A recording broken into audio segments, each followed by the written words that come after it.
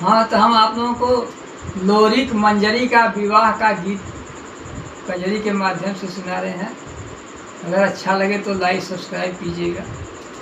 अरे करता मोलागत गुनवा मन में उठा तू बनवाना, करता मोलागत गुनवा मन में उठा तू बनवाना।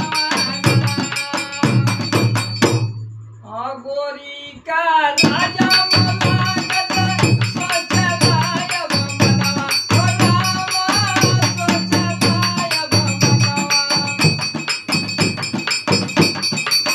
लागल मंजरिया पर मनवा, लागल मंजरिया पर मनवा, मन में उठे तू बनवाना, लागल मंजरिया पर मनवा, मन में उठे तू बनवाना।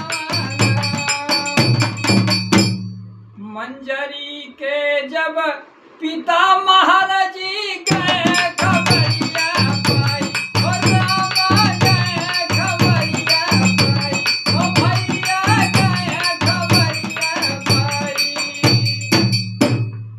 अरे बोले बोले अरे हमरे राम, बोले बेटी के हो सपनवा, बोले बेटी के वही छनवा, मन में उठे तू बनवाना, बोले बेटी के हो सपनवा, मन में उठे तू बनवाना। मंजरी तुरत गौरा मेलो रिक को खबर पठाई, सवरिया लोरी को खबर पठाई, ओ रामा लोरी को खबर पठाई।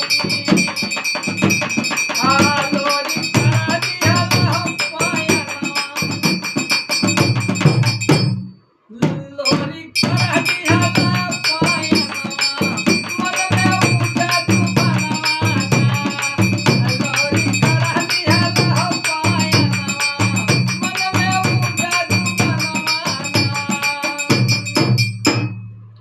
अरे लोरी के पहुँचे मंजरी के घर, अगोरी में जाई।